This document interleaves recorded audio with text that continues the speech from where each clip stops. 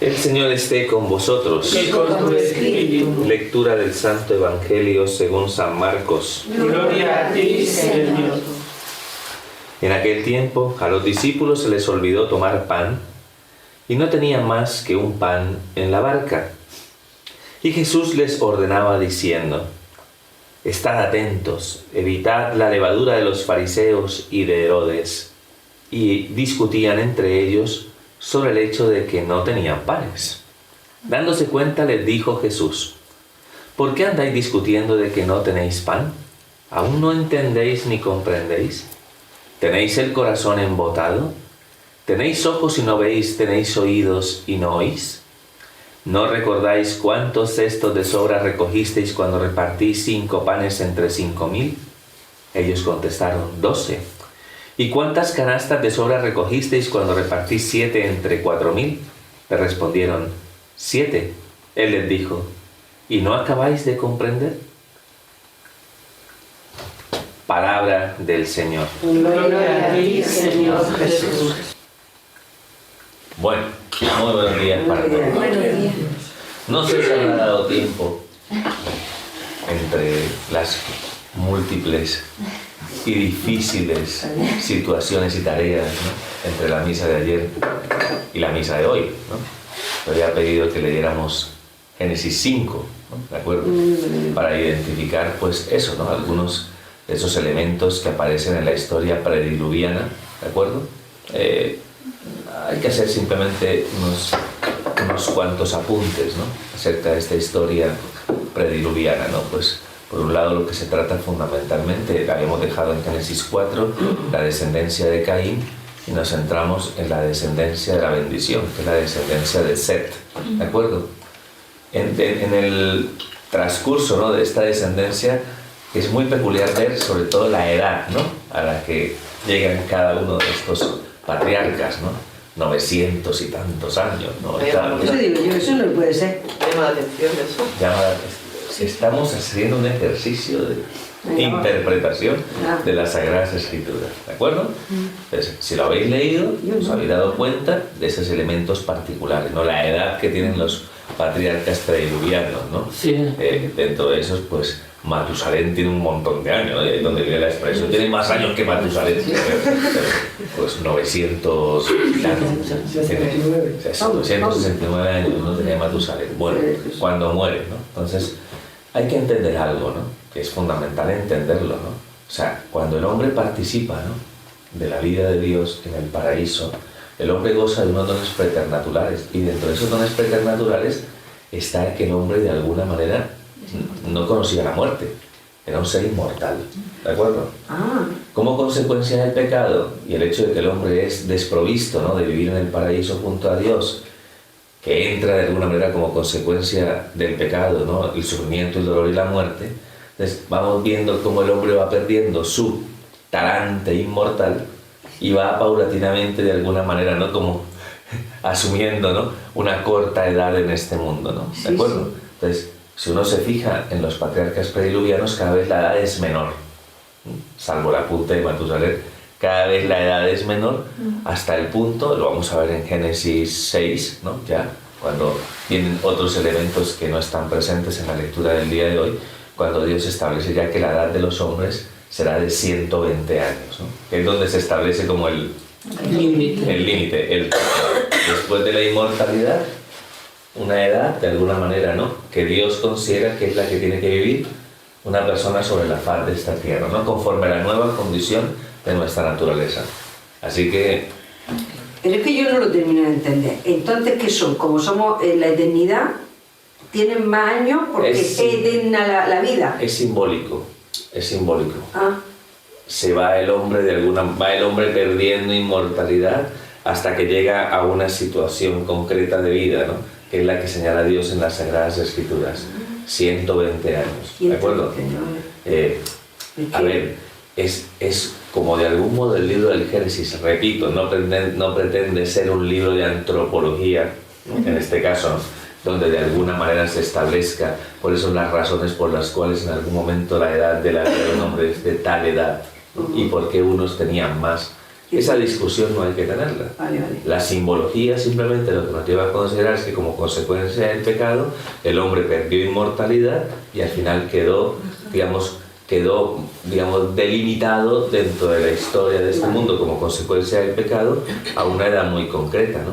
Que será evidentemente el hombre que llega a una edad más madura significa que de alguna manera para el pueblo de Israel, para el pueblo de Israel, no para nosotros, pero para el pueblo de Israel significa que el hombre que llega a una edad más madura y se va acercando, ¿no?, a ese límite que pone Dios, significa que Dios le ha bendecido, ¿no? Evidentemente para llegar a una edad tan longeva. Tan longeva, ¿vale? ¿De acuerdo? Y se considera una muerte así como muy prematura, muy temprana, como algo que de alguna manera era más como una maldición. ¿Sí? ¿De acuerdo? Bueno, eso para el pueblo hebreo, pero ¿me entendéis? Sí. Hay un pequeño detalle también, es el de Enoc, ¿no? Que es un detalle muy peculiar, ¿no? Que dentro de toda esta genealogía aparece Enoc, que parece Enoc, que por su justicia el Señor lo arrebató al cielo. No hay muchos más comentarios acerca de eso, pero sí es cierto que en la tradición hebrea existe de algún modo un libro que podemos llamar apócrifo, que habla de los hechos de Enoc, ¿de acuerdo? Entonces, pues eso, ¿no? Es una anécdota en cuanto al que... ¿Pero qué quiso decir con eso? ¿Que Enoc no murió? ¿Que no fue arrebatado al cielo? Esa misma polémica está con Elías, ¿no? Y su arrebato en carro de fuego al cielo, ¿no? Pues para muchos, ¿no?, eso implica de alguna manera como una especie de misión especial por parte, ¿no? Bueno, se ha hablado mucho acerca de este acontecimiento. Yo siempre digo, ¿no?, que es una forma, ¿no?, de hacer entender que una persona ha sido, digamos, como muy justa, muy buena, muy santa a los ojos de Dios, como para producir ese efecto, ¿no? En teoría, pues no quiere decir que no sea inmortal, ¿no? O que Elías sea inmortal, o que no haya pasado por el umbral de la muerte, ¿no? Porque todos hemos pasado y todos pasaremos por el umbral de la muerte después de las consecuencias del pecado, ¿no? ¿De acuerdo? Es una apreciación. Si en algún momento escucháis algo, es que la historia de Enoc, pues, más o menos la interpretación católica, ¿no?, de este texto no plantea, ¿no?, a un personaje que no haya pasado por la muerte, ni siquiera lo consideran Elías, ¿no?, ¿de acuerdo?, sino que simplemente es una forma de expresar que era un hombre justo, un hombre que agradó muchísimo al Señor, lo cual confirma ese libro apócrifo, porque todo lo que habla de Enoc es una maravilla, ¿no?, en ese libro apócrifo, ¿no?, todo lo que habla de los acontecimientos de Enoc en esta tierra, pues todo de alguna manera está revestido, pues, de justicia y de bondad, ¿no? ¿De acuerdo? ¿Quién era Enoc? Uno de los, ese Enoc del que estamos hablando, es uno de la descendencia de Set, antes de la llegada de Noé, ¿de acuerdo? Y entonces, ¿qué pasa? ¿Que todos los que se van pronto están más bendecidos que nosotros que estamos tanto tiempo aquí? Esa es la cultura hebrea, hemos dicho, ¿de acuerdo? No tenemos ese mismo pensamiento nosotros, ¿de acuerdo? Bueno, eso es como para hablar, ¿no? Al final, ¿no?, dentro de la genealogía de Set, ¿no?, viene el nacimiento de Noé, sí, y los 3 hijos que tiene Noé, ¿de acuerdo? Que son Sem, Cam y Jafet, ¿de acuerdo? Y ahí termina Génesis 5 y empieza Génesis 6, ¿vale? Si alguien dijo, pues voy a hacer más, ¿vale? Me pidió leer Génesis 5, voy a empezar a leer Génesis 6, ¿no? Porque nosotros empezamos con unos versículos bastante más adelante del inicio del capítulo 6, otra polémica, otra circunstancia a veces difícil de interpretar, que son los nefilim, ¿de acuerdo? ¿Qué es esto de los nefilim? No, pues resulta que empieza de alguna manera el mal, ¿no?, como a ganar, ¿no?, como a ganar terreno, ¿no?, en la faz de la tierra, ¿no? Lo que lleva en definitiva a que Dios tome la decisión que toma hoy en el libro del Génesis, voy a explicar también eso, pues de repente Dios se da cuenta, dice textualmente que los hijos de Dios se emparentaron con las hijas de los hombres, ¿no?, y que trajeron consigo los nefilim, ¿no? Lo expresiona de esa manera, que fueron los grandes héroes de las grandes epopeyas de la antigüedad, ¿no? ¿De acuerdo? O sea, personas como... Es más, la palabra nefilim, de algún modo, ¿no?, pues la traducción hebrea, la raíz hebrea sería como los caídos, pero que como consecuencia de otras referencias, sobre todo, ¿no?, de pueblos que estaban presentes durante el tiempo del Éxodo, se ha interpretado por gigantes, ¿no? ¿De acuerdo? En algunas de las traducciones hebreas. ¿A qué se refiere esto? Eso ha generado... No tenemos una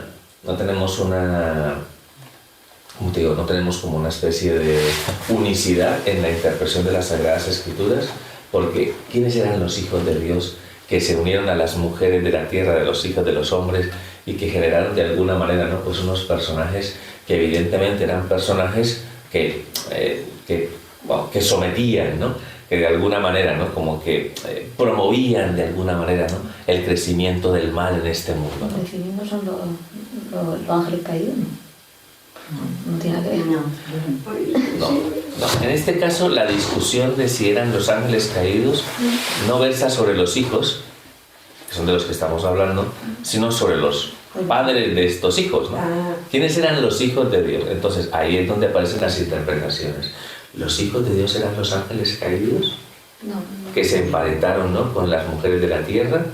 O ahí pues también puede ser que es una interpretación, perdón. Al revés, ¿no? Los Nefilim no eran los ángeles caídos. No, te estoy diciendo que la traducción que se utiliza en la Biblia para una de las traducciones más encontradas es gigantes, ¿de acuerdo?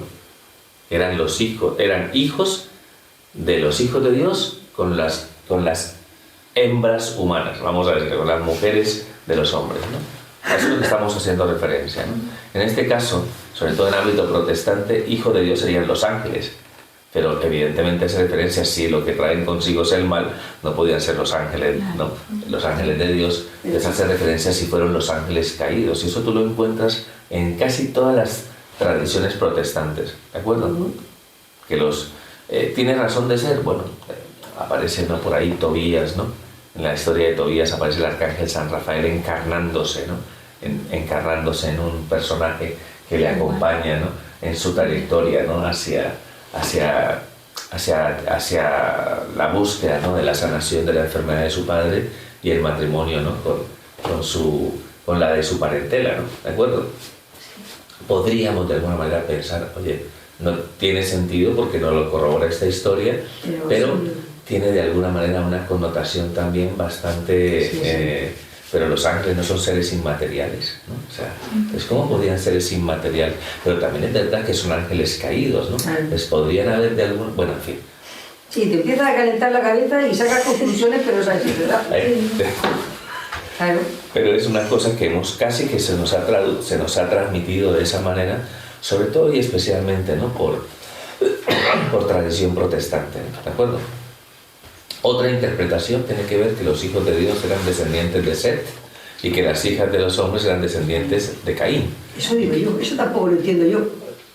¿Por qué no lo entiendes? Porque no lo entiendo yo, un jaleo ahí. Estamos dando interpretaciones, entonces no es cuestión de que entiendas o no entiendas, ¿no? O sea, sino cuestión de que las teorías de dónde vienen, ¿no? Y tiene razón de ser porque la descendencia de Caín está delimitada, ¿no?, por la huella del mal, ¿no?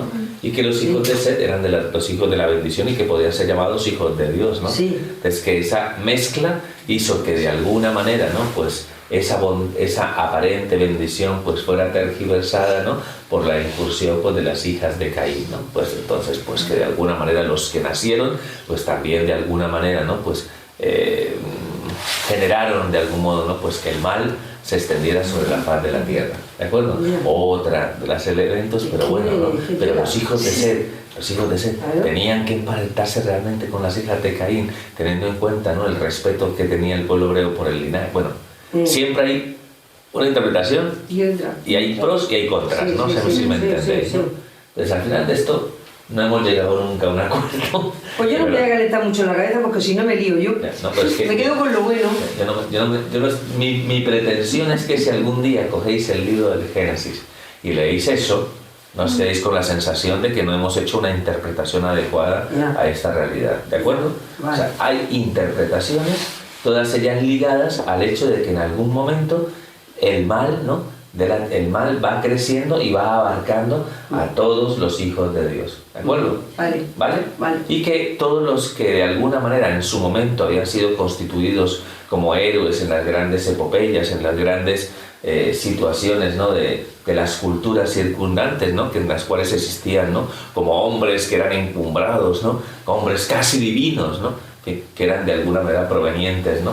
Pues, o sea, era sobre todo, ¿no?, pienso, ¿no?, que en ese momento el interés radica en que de alguna manera no se identifique, ¿no?, con la divinidad, a estos, ¿no?, digamos, grandes líderes, ¿no?, de las epopeyas de las culturas antiguas, ¿no? Y que vieran en ello también, de algún modo, una influencia del mal dentro del desarrollo de la piedad de la cultura hebrea, ¿no? O sea, esto es un ejercicio, mira, yo podría ni hacerlo, dedicarme solo a la lectura de hoy, pero la idea es intentar que si algún día tú coges el libro del Génesis y lees estos textos, recuerdes un poco lo que hemos dicho, ¿no? ¿De acuerdo? No sé, a mí me gusta que lo diga. Ya.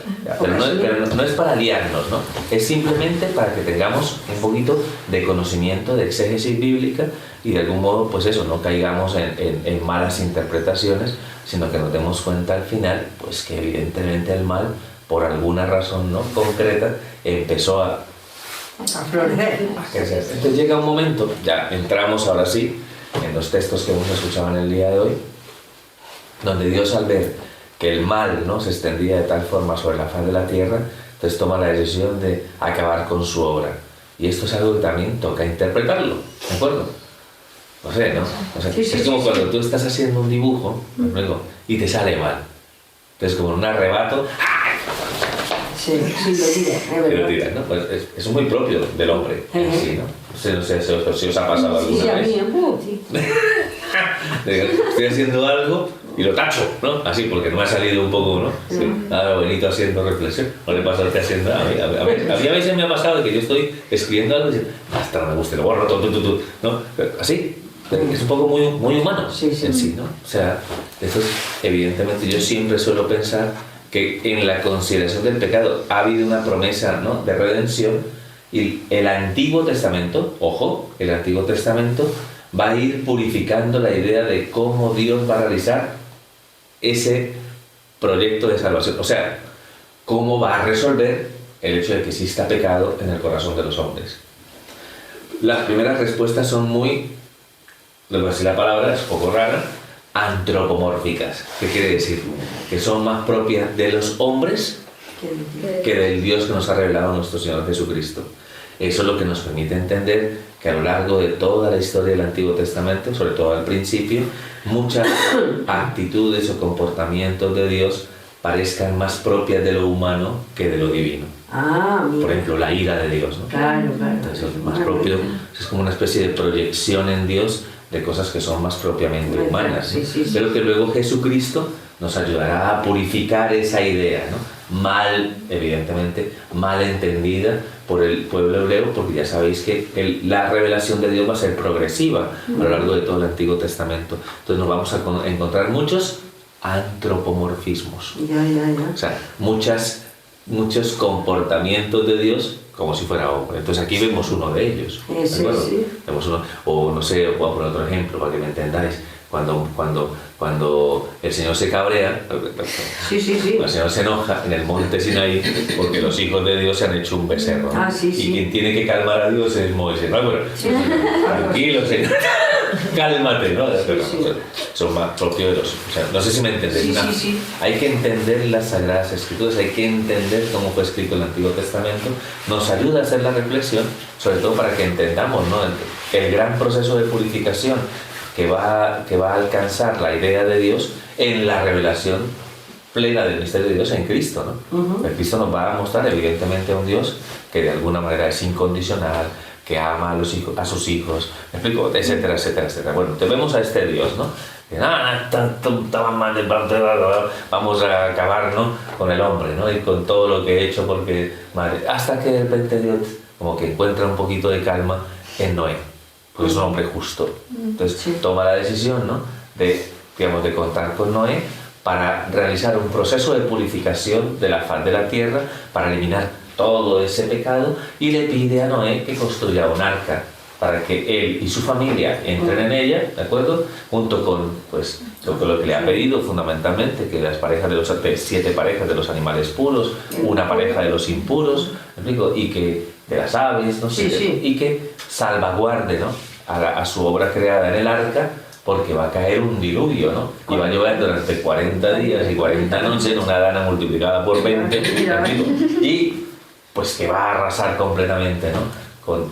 Hombre, es evidente, ¿no?, que uno va leyendo y dice, ostras, madre mía, que... O sea, es ahí donde vienen esas apreciaciones, ¿no? A lo mejor una persona de corte más ateo, ¿no? Por ejemplo, ¿no? Lee estos textos y dice, pero ese es el Dios que vosotros, ¿no? Sí, sí. Un Dios que arrasa, ¿no? Con una humanidad que no tiene piedad y dice, o sea, Sí. y uno a veces uno duda y desconfía. ¿Pero por qué? Porque estamos planteando fundamentalmente, ¿no? Una historia que de alguna manera, primero, además tiene un mito babilónico. ¿Os acordáis que dije que esto se escribió en el siglo VI antes de Cristo? Pues tiene un rito babilónico muy similar, que es el rito de Gilgamesh, se llama así, donde más o menos pasa lo mismo, ¿no? Que hay un diluvio y que de algún modo se purifica la faz de la tierra por medio de ese diluvio, ¿no? Entonces, todos esos elementos son los que nos permiten volver nuevamente. Estamos hablando a través de un lenguaje que lo que pretende y lo que quiere es que todos de alguna manera saquemos unas conclusiones de orden religioso. Sí. ¿no? Porque para nosotros como cristianos la lectura de la historia de Noé, tiene unos elementos súper chulos, a pesar, ¿no?, de toda esta situación. Sí, ¿no? pero sí. Porque ¿qué símbolo el arca? La iglesia. De la iglesia. De la iglesia. ¿De qué símbolo las aguas del diluvio? El bautismo. El bautismo, que también purifican, ¿no?, la faz de la tierra de la herida del pecado, ¿no? Pero esta vez, ¿no?, de alguna manera lo hace, ¿no?, a través del signo bautismal, ¿no? Entonces podemos hacer una lectura cristiana, ¿no?, de los relatos del libro del Génesis, encontrando como figuras, ¿no?, encontrando como anuncios, ¿no?, de lo que va a acontecer en Cristo, ¿no?, cuando de alguna manera, ¿no?, pues se realice la obra de la redención. Eso es lo que nos corresponde hacer a la hora de hacer una lectura del Antiguo Testamento, ¿no? Vale, nos quedamos con los acontecimientos e intentamos comprender, digamos, a la luz, ¿no?, de una exégesis bíblica, qué fue lo que aconteció en tiempos de Noé. Pero lo principal y lo fundamental es nuestra lectura cristiana de estos acontecimientos. Cómo leer desde la revelación plena del misterio de Dios en Cristo todos estos acontecimientos para que veamos una figura de lo que iba a pasar, ¿no? Cómo la salvación de Dios se da a través también de las aguas, ¿no? Esta vez no arrasando la faz de la tierra, ¿no? Sino a través de la purificación del corazón del hombre por el signo bautismal. ¿Te me entendéis eso? Sí. Son textos muy interesantes y que de algún modo plantean simplemente, ¿no?, pues esta reflexión, ¿de acuerdo? Porque, en fin, ya nos vamos a dar cuenta. ¿Fue la solución al problema? Pues no. Ya nos damos cuenta. Luego cuando Noé salga del arca, ¿no?, pues se va a emborrachar y sus hijos se van a burlar, pero que bueno, en fin, o sea, que al final no es la solución. Tendrá que, ese Dios, ¿no?, muy humanoide, vamos a ver, eso tendrá que decir, no, esta no es la forma de realizar y además voy a hacer una promesa, voy a poner un arcoíris para que nunca se me olvide, ¿no? Que esta no es la forma. Y vamos a intentar hacerlo de otra forma, ¿no? Entonces ahí es donde viene, ¿no?, de algún modo todo lo que es dentro de la historia postdiluviana, ¿no? O sea, lo que de alguna manera plantea como el origen de la historia patriarcal, ¿de acuerdo? Pero entendemos esto, ¿no? Sí. Bueno, para que nos quede claro y sobre todo para que no tengamos como una especie de sensación de desconfianza y de duda cuando nos cuestionen, ¿no?, por esas acciones tan terribles, ¿no?, del Dios de la antigua alianza, ¿no?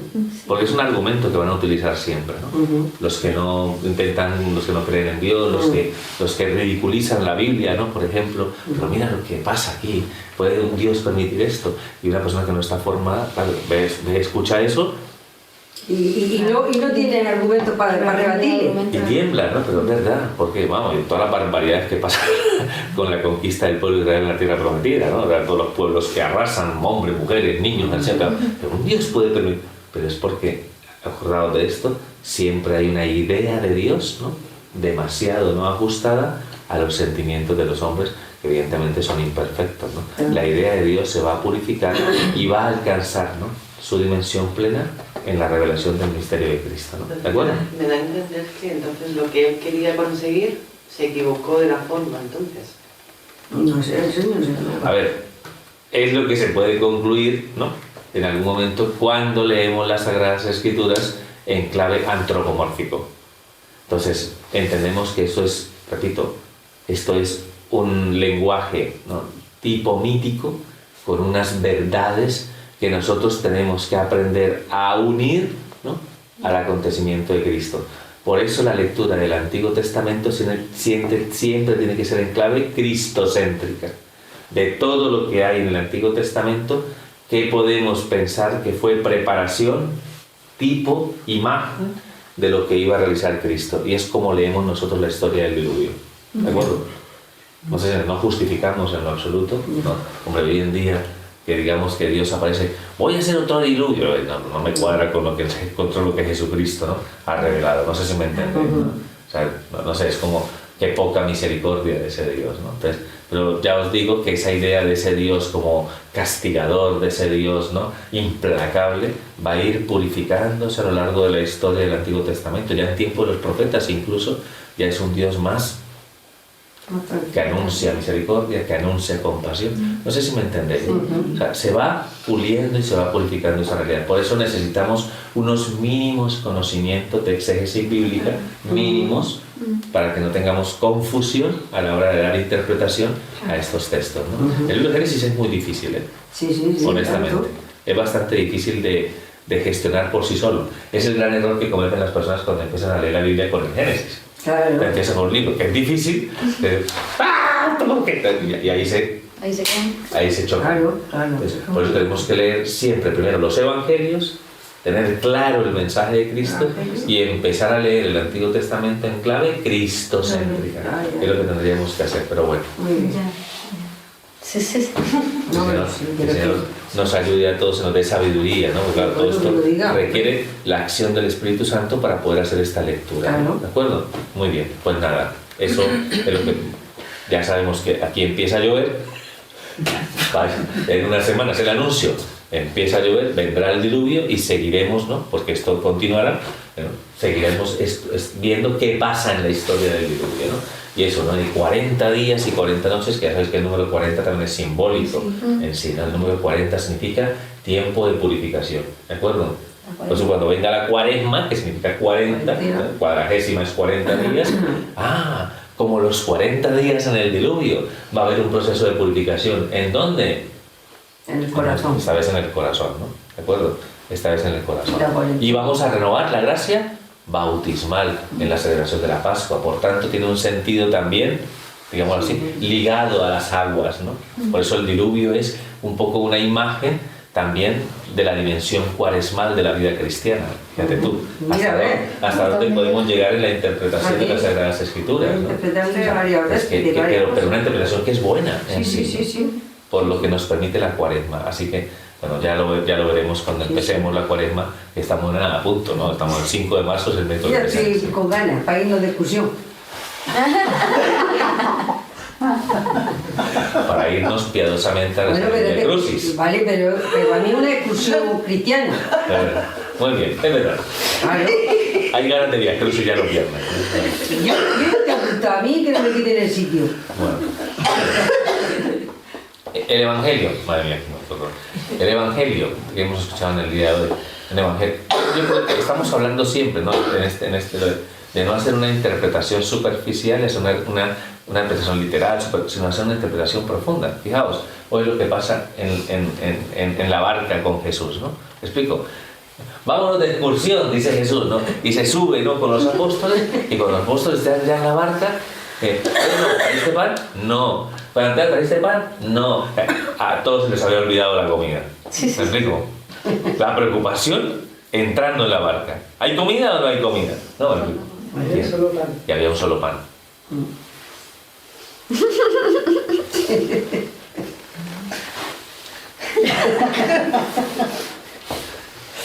Un solo pan. El agobio, porque no hay comida, ¿me explico? Y empiezan a discutir, me imagino la cuestión. ¿No eras tú el que lo tenías que traer? Pues no eres tú el encargado, no eres tú el de... Y entre ellos pugnando, ¿no? Mientras Jesús, que quería de alguna manera, ¿no?, les está hablando, cuidado, hermanos, hijos míos, cuidados muchísimo de la levadura de Herodes y de los fariseos, ¿no? De tener mucho, o sea, entendiendo, ¿no?, pues en la imagen de la levadura, ¿no? Sabes que la levadura es lo que hace, ¿no?, que de alguna manera el pan crezca. Pues evidentemente cuando se siembra esa levadura del mal, volvemos a lo mismo, como ese mal ¿Qué decir? Crece, porque ya sabéis que el mal en sí mismo tiene una difusividad famosa. Sí. ¿Me explico? Sí. Entonces, es como una gangrena. O sea, Sí, lo malo se corre enseguida. es verdad, es muy, no sé si me entiendes, avanza muy rápido, o sea, envuelve muy rápido. Ten cuidado, ¿no? Ten cuidado con eso. Y él se está hablando, ¿no? En una dimensión espiritual, y no sé, y el Señor ahí en su. ¿Y de qué está discutiendo? Del pan. Es que no. No enteréis de nada. No entendéis. No estáis escuchando. Tenéis ojos y no veis, oídos y no escucháis. ¿No os dais cuenta de que lo que estamos hablando es mucho más profundo? ¿Me explico? Claro. ¿No os dais cuenta de que la verdadera necesidad que hay en el corazón del hombre no es de ese pan material? Que lo que hay que hablar fundamentalmente es del corazón, de la necesidad que tiene el corazón, de la levadura buena, de la gracia. ¿Me explico?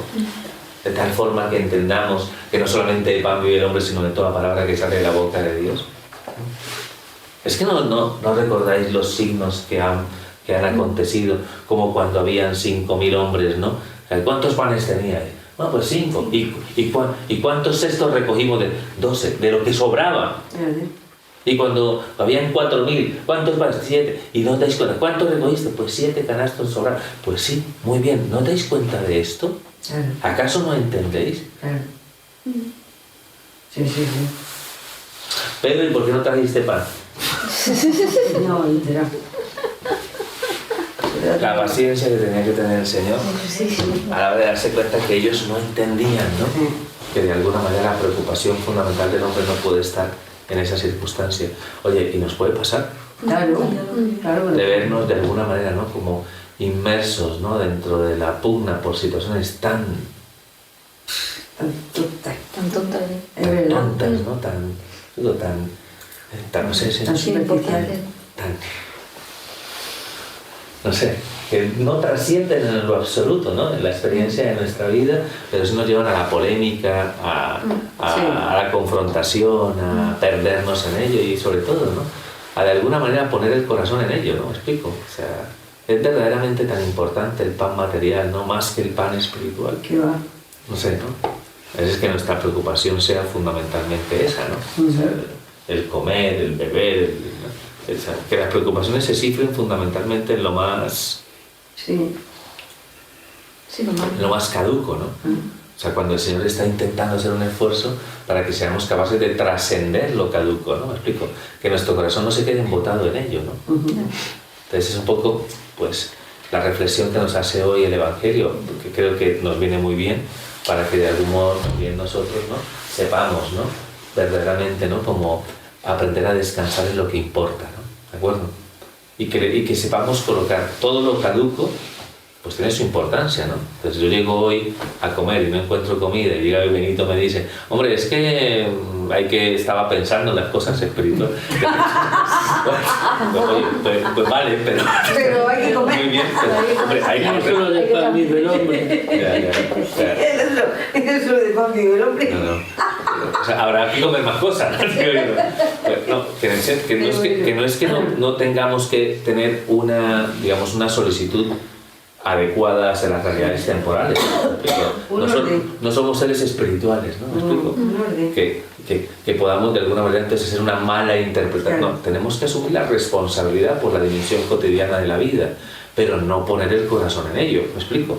Y no dejar que esa circunstancia sea más importante que lo que debemos trabajar a nivel interior o a nivel de corazón, ¿no? ¿Me explico? Porque de todos modos, pues las responsabilidades temporales también son parte del ejercicio de la santidad de la vida cristiana. No sé si me entendéis. No tenemos que ser solamente almas purificadas, y tenemos que también ser buenos ciudadanos de este mundo. Responsables de todo lo que implica fundamentalmente nuestra